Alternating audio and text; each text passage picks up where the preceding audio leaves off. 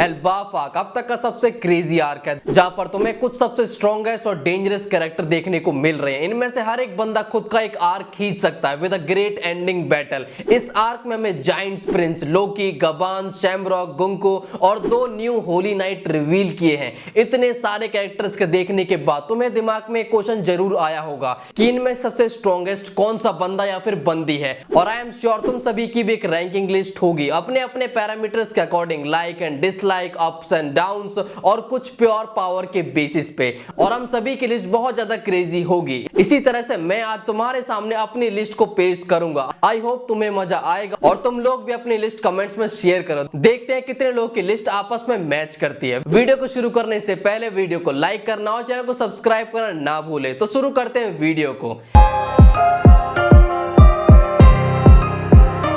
Number 10 Dorry and Brogy. ये दोनों Elbaf के लेजेंडरी वॉरियर हैं जो 100 सालों तक दुनिया से गायब हो गए थे, यानी 1 सेंचुरी। इतने टाइम में तो लोग भूल जाते हैं ऐसा कोई था भी, बट जब ये वापसी करते हैं एवरीवन वाज लाइक अरे ये दोनों बीस्ट वापस आ गए। इतना ज्यादा दबदबा था दोनों का। डोरियन ब्रोगी की कंबाइंड पावर एल्बाफ की शाइन है। वो जायंट की रेस में पैदा होने वाले वॉरियर्स के लिए भी एक रेयर टाइप है। इतना करेज और पावर होल्ड करने के बाद भी ये दोनों काफी स्वीट जायंट है। ये दोनों जायंट वॉरियर पायलट के कैप्टन थे जिनकी वजह से पूरी दुनिया में इनके चर्चे थे।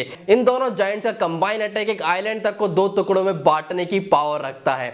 डोरियन ब्रोगी को हमने पहली बार लिटिल गार्डन आइलैंड पे देखा था, पर वो आइलैंड इन दोनों का बस इंट्रोडक्शन था, क्योंकि 24 साल बाद ये दोनों स्ट्रॉ हैट को मौत के मुंह से बाहर निकाल के लाते हैं। एगेड आइलैंड जो स्ट्रॉ हैट की ग्रेव हो सकता था, जहां पर सेराफिन्स, मरीन्स और एल्डर्स ने पूरे आइलैंड को घेर लिया था। उनका वहां से निकलना इम्पॉसिबल लग रहा था। वहां पर ये दोनों अपने क्रू के साथ पहुंच के स्ट्रॉ हैट को एल्डर्स के बीच से निकाल के लाते हैं। अभी तक इन दोनों का हमने कोई एक्सट्रीम पॉइंट नहीं देखा जहां पर मामला प्राइड, एंगर, गोल का हो, लेकिन स्टिल ये दोनों इंडिविजुअली सबसे स्ट्रॉन्गेस्ट जायंट्स में आते हैं। मेरे लिए लोकी से सेकंड पर। नेक्स्ट है नंबर 9 गुंको, शैमरॉक की डार्लिंग। गुंको होली नाइट्स की मेंबर है जिसके पास काफी यूनिक पावर्स है। एरो एरो नोमी जो एक पैरामीशिया टाइप डल फ्रूट है जिसके साथ गुंको एरो क्रिएट कर सकते हैं। ये एरो कुछ भी कर सकते हैं और गुंको इनको वेपन की तरह यूज करते हैं। गुंको के ये यूनिक पावर्स काफी डेंजरस और इफेक्टिव है, जिसके साथ वो एक फुल ग्रोन जायंट को घुटनों पे ले आई थी और इवन उसने लोकी को भी मार मार के अनकॉन्शियस कर दिया था। नेक्स्ट है नंबर 8 सांजी, विंडस्मोक फैमिली और जर्मा 66 का फ्यूचर किंग। यही एक गोल मुझे लगा जो सांजी के लिए बेस्ट रहेगा। सांजी सीरीज की स्टार्टिंग से मेरा फेवरेट था। स्टाइलिश, थोड़ा लौंडियाबाज और पावरफुल, बट अब लौंडियाबाजी और पावर्स ये दोनों पैरामीटर्स आपस में रेस लगा रहे हैं। सांजी जिसका फाइटिंग स्टाइल है किक, यस वो लात मारकर मुंह और गांड दोनों टेढ़ी कर देता है और इस एबिलिटी पे 4 चांद लगा देती है उसके अवेकनिंग, जो उसके पैरों के साथ साथ पूरी बॉडी को इनडिस्ट्रक्टिबल बना देती है। ये अवेकनिंग हुई थी वानो में, जहां पर हमें ये पावर उतनी कूल नहीं लगी थी, बट इसका ट्रू पोटेंशियल रिवील हुआ एगेड आइलैंड पर, जहां पर ये बंदा एडमिरल, सेराफिन्स और इवन एल्डर्स को भी मार रहा था। नज़ुरो का तो उसने मुंह से खून निकाल दिया था। सांजी के पास ऑब्जर्वेशन आर्मामेंट हाकी है और साथ में एक्सोस्केलेटन की पावर भी, और अब ये वन पीस में सबसे फास्टेस्ट कैरेक्टर में काउंट होता है। इतना तेज कि ह्यूमन आई से देख भी ना पाए। पावर वाइज ये one of the strongest being is current pirate era में। नेक्स्ट है नंबर 7 रोरोनोवा जोरो, यानी लूफी का right hand man, most badass character of One Piece world, जो सालों से बिना किसी एक्सटर्नल पावर के प्योर हार्डवर्क पे अपनी पावर्स को ग्रो कर रहा है। जोरो का नाम एक सी से होते हुए अब चारों सी में मोस्ट पावरफुल स्वॉर्ड्समैन में लिया जाता है, जिसका कंपैरिजन मीहॉक से नीचे हर एक बंदों में किया जाता है। कुछ लोग तो उससे भी कर देते हैं, पर तुम्हें उन लोगों की बातों में नहीं आना है।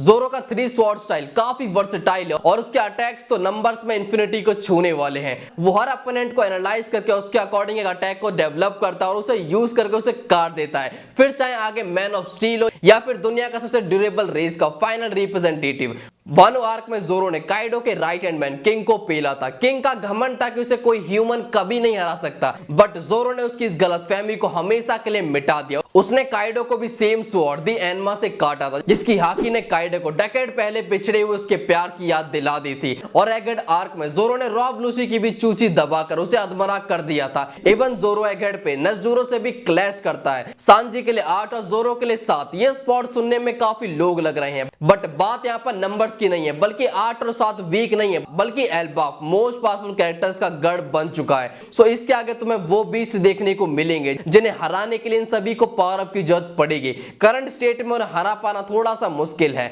अब हमारे पास दो ऐसे बंदे जो चैप्टर 1140 में एल्बाफ में आए हैं। लोकी जब सैमरॉक के ऑफर को क्लियर मना कर देता तो सैमरॉक एल्बाफ को वहां के बच्चों के थ्रू कंट्रोल में लेना चाहता है, जिसके प्लान के लिए वो दो और होली नाइट को बुलाता है। गुंग को सोमर्स और क्लिंगम को समन करती है। इन दोनों के मैंने प्योर इंट्यूशन के ऊपर रैंक किया है। नंबर 6 पर है क्लिंगम, जो देखने में काफी स्ट्रेंज क्रिएचर है। क्लिंगम एक सी हॉर्स जैसा दिख रहा है, जिसके हाथ में एक यूनिक तरह का ट्राइडेंट है। ये भी हो सकता है कि ये इसके डल फ्रूट की हाइब्रिड फॉर्म हो, और जो हमने देखा शायद वो रेयर क्लिंगम ना हो। नंबर 5 पे मैंने रखा है सोमर्स को, क्योंकि ये फनी और कॉन्फिडेंट दोनों लगा। इस बंदे में कुछ दम होगा और शायद ये अपने बाप की तरह नाक ना कटाए। सोमर्स के पास एक सबसे स्पेशल चीज जिस पे हमें ध्यान देना चाहिए, एक स्वॉर्ड।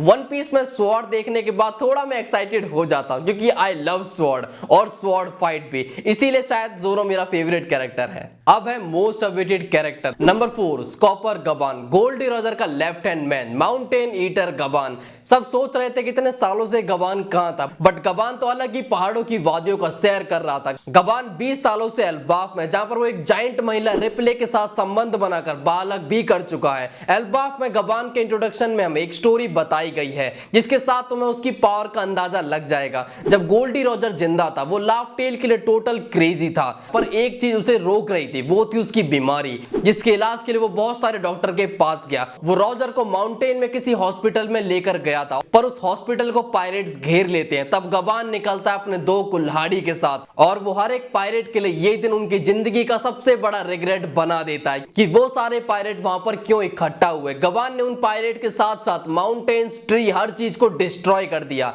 ये थी जवानी की बात, पर बुढ़ापे में यानी करंट में भी गबान कोई हड्डियां कपाने वाला खूसट बुढ़ा नहीं है, बल्कि वो चैप्टर 1140 में जोरो और लूफी को टीज करता है। पहले लूफी को बुरी तरह ह्यूमिलिएट करना, फिर जोरो और लूफी जब एक साथ अटैक करते हैं तो मस्ती में चाबी को दूर फेंक के निकल जाता। That was hilarious. Overall Gaban still a beast inside a beautiful Grand Canyon. और वैसे गबान को जो चीज रोक रही है वो है उसका बुढ़ापा और कुछ नहीं। शायद मैं इसे लूफी के ऊपर भी रख देता। अब हमारे पास है नंबर 3 स्ट्रॉयड लूफी। लूफी जिसके पास सन गॉड की पावर्स है, और उसका जिद्दी होना इन पावर्स को और ज्यादा डेंजरस बना देता है। एंड तक हार ना मानना किसी भी बैटल के आउटकम को कंप्लीटली बदल देता है, बल्कि उसका गियर 5 फॉर्म हर तरह की पावर का मजाक बना देता है। इसीलिए मैंने लूफी को नंबर 3 पे रखा है। आगे हमारे पास है number 2 Loki, strongest giant in Elbaf probably in the world. Loki से पूरा एल्बाफ डरता है, यहां तक कि डोरियन ब्रोगी भी उसे सभी जाइंट्स की कंबाइंड स्ट्रेंथ से भी ज्यादा पावरफुल बताते हैं। लोकी बचपन से बहुत ज्यादा पावरफुल था, जो अपनी रॉ स्ट्रेंथ पर जंगल के बीच के साथ खेलता था।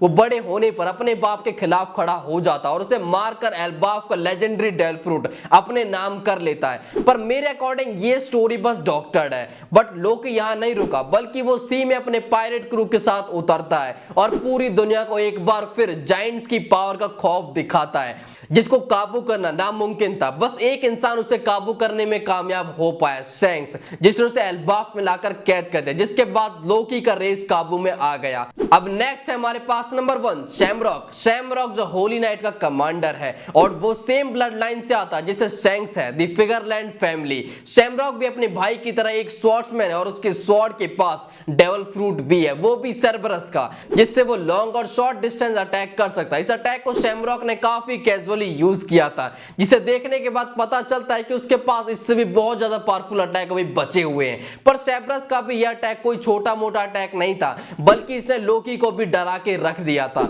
यानी ये अटैक काफी ज्यादा पावरफुल था। शैमरॉक की पावर को हम शैंक्स से कंपेयर कर सकते हैं, क्योंकि उससे कम इसकी पावर हो ही नहीं सकती। और अभी एल्बाफ में शैमरॉक सबसे स्ट्रॉन्गेस्ट कैरेक्टर है, जिसके पास स्टेटस, पावर और फोर्स तीनों चीजें हैं। सो ये थी मेरी लिस्ट। तुम्हें कैसी लगी कमेंट्स में बताना, और तुम्हारी लिस्ट क्या कहती है कमेंट्स में बताओ, मैं उसे रिव्यू करता हूं। So that's all from my side. मिलते हैं जल्दी एक और वीडियो के साथ, और नेक्स्ट वीडियो का टॉपिक तुम कमेंट में बता सकते हो। सो बाय बाय।